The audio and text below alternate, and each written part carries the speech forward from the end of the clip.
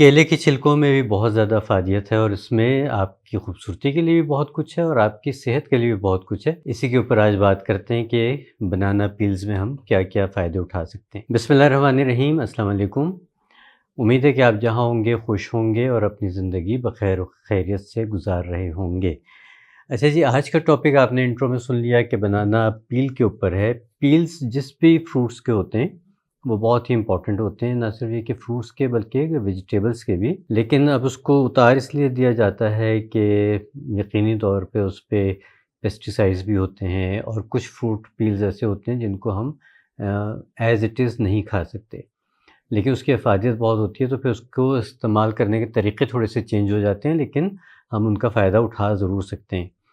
तो इसी तरह से केले का भी छिलका है जिसको आप केले के साथ तो यकीनन नहीं खाया जा सकता, लेकिन उसको कैसे इस्तेमाल कर सकते हैं उस पे भी बात करते हैं। उसके फ़ायदे क्या हो सकते हैं इस पे भी बात करते हैं और ब्यूटी के हवाले से हम इससे किन-किन जगहों पे फ़ायदा उठा सकते हैं। तो शुरू करते हैं अपनी पहली टिप से। इसमें ज़्यादातर कोशिश करूँगा कि टिप्स के ऊपर ही रहूँ, बहुत ज़्यादा बातें कम से कम हों और टिप्स ज़्यादा से ज़्यादा हों। तो ये देखिए मेरे पास ये बनाना पील्स पड़े हुए हैं, ठीक है? अच्छा, इसमें हमें कोई वो नहीं है कि बिल्कुल साफ़-सुथरा हो। हाँ, ये ज़रूर है कि अगर आपने इसको पीने के लिए इस्तेमाल करना है, वो कैसे वो करना है वो मैं आपको बताता हूँ। तो फिर आपने इसको अच्छी तरह से धो लेना है और उसका तरीक़ा ये होगा कि या तो इस तरह से करके धो लें या जिस वक़्त केला इंटैक्ट होता है, इसमें केला होता है तो उसको ऊपर से अच्छी तरह धो लें। उसके बाद केला खा लें और आपके पास ये साफ़-सुथरा इसका पील बच जाएगा। अब इसमें बहुत ही अच्छा नेचुरल मेलाटोनिन जो होता है हमारे नींद को बेहतर करने के लिए एक हार्मोन होता है।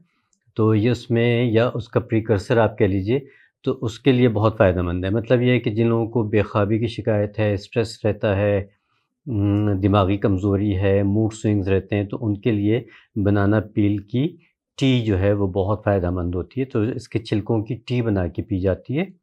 आप इसको ड्राई करके भी रख सकते हैं, अगर रखें अमूमन ये ख़राब हो जाता है, इसलिए कोशिश कीजिए। 12 महीने रहता है केला कौन-सा ख़त्म हो जाता है सीज़न से, तो आप इसको आराम से किसी भी वक़्त लाके और इसका इस्तेमाल कर सकते हैं।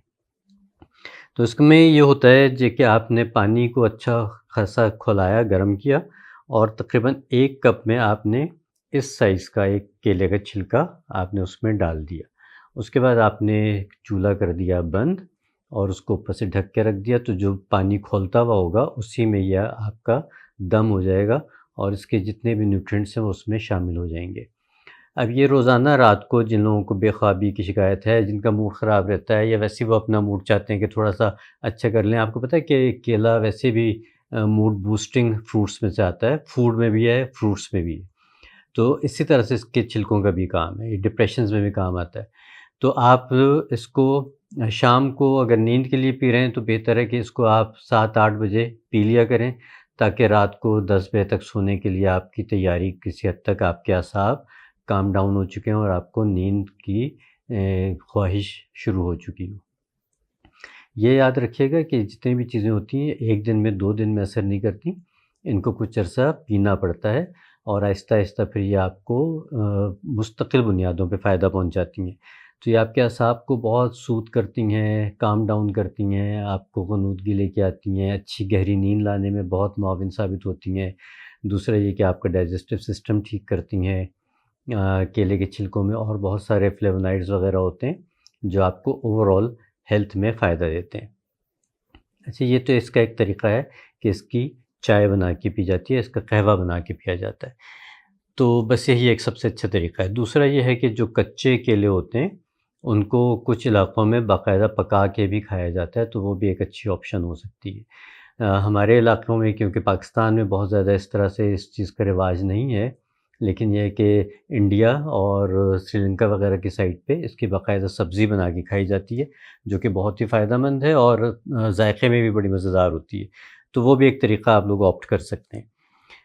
ये हो गया इसका इस्तेमाल अंदरूनी तौर पे।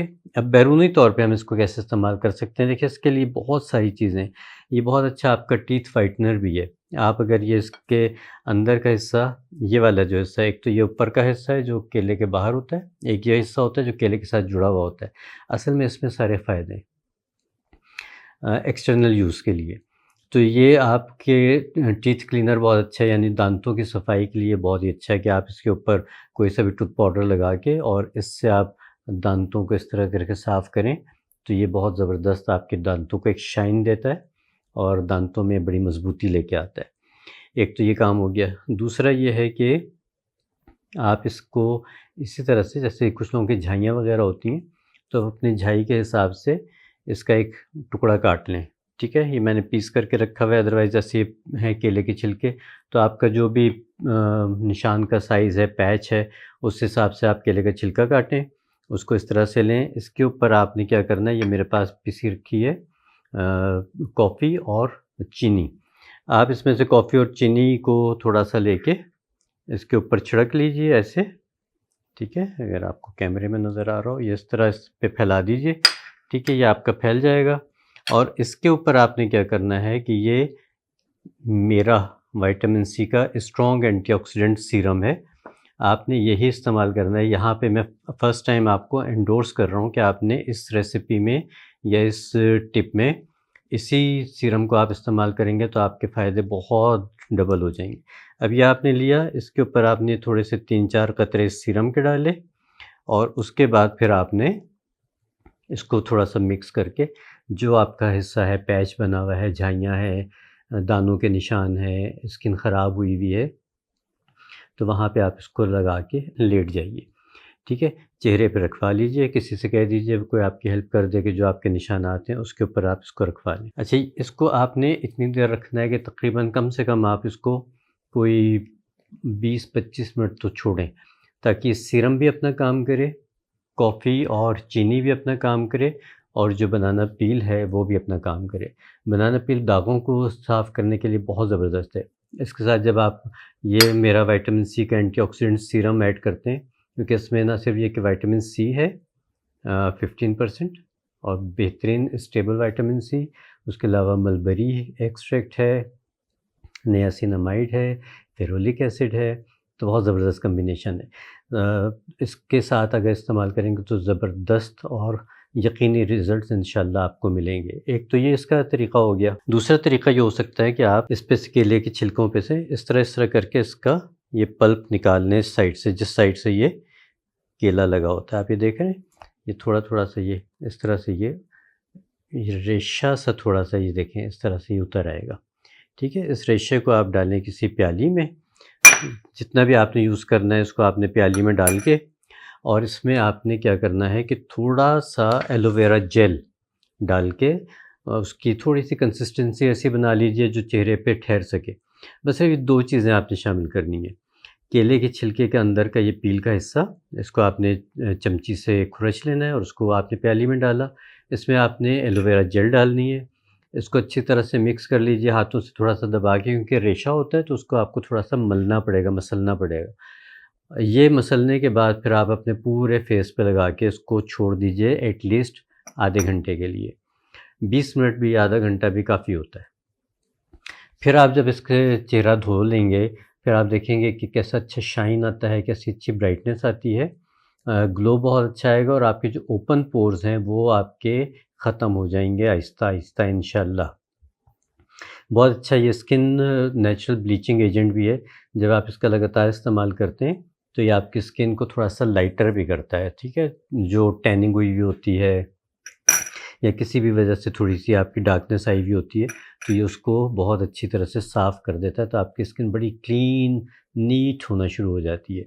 तो इसलिए आप इसका जब भी इस्तेमाल करें तो गर्दन और कानों पे भी ज़रूर इस्तेमाल करें, वरना फिर ये है कि चेहरा साफ़ रहेगा, गर्दन और कान जो हैं वो फिर थोड़े-से नुमायाँ हो जाते हैं, फ़र्क महसूस होता है।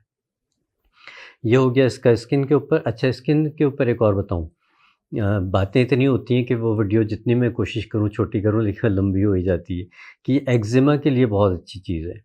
एक्ज़िमा के लिए आप इसको कैसे इस्तेमाल कर सकते हैं कि इसी तरह से केले का छिलका लीजिए और इसके ऊपर थोड़ा-सा रोग़न अखरोट, यानी कि अखरोट का जो ऑयल है, वॉलनट ऑयल, उसका आप थोड़ा-सा इसमें 2-4 कतरे डालें, उसको मलें और जहाँ-जहाँ पे आपका एक्ज़िमा है वहाँ पे रख लीजिए।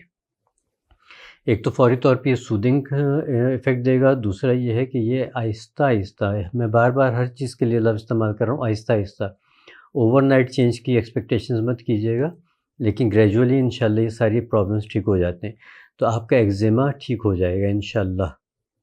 इंटरनल मेडिसिन लेते रहिए, डॉक्टर की हिदायत पे अमल कीजिए, चाहे आप होम्योपैथिक ले रहे हैं, चाहे आप हर्बल ले रहे हैं, और उसके साथ आपने एक्सटर्नली इसको इस्तेमाल करना है, तो जल्दी आपको रिज़ल्ट्स मिलेंगे।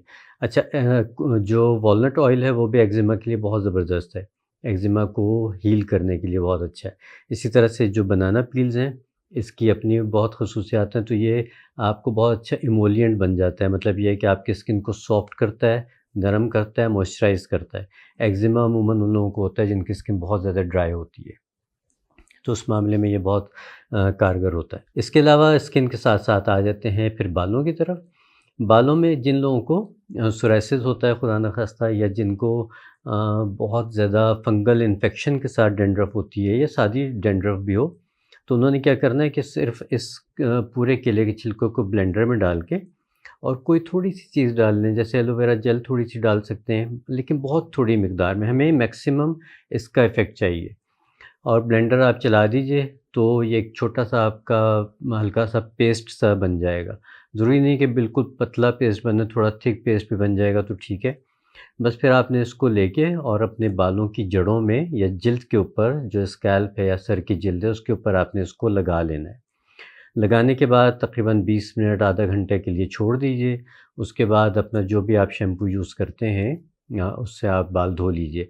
आप देखेंगे कि 3-4 दफ़ा की एप्लीकेशन के बाद ये आपके बाल भी बेहतर होना शुरू हो जाएँगे, बालों के झड़ने में भी कमी आएगी, और जो आपके सोराइसिस का या डैंड्रफ का या फंगल इन्फेक्शन की वजह से डैंड्रफ का मसला है, वो भी इंशाल्लाह आपका ठीक होना शुरू हो जाएगा।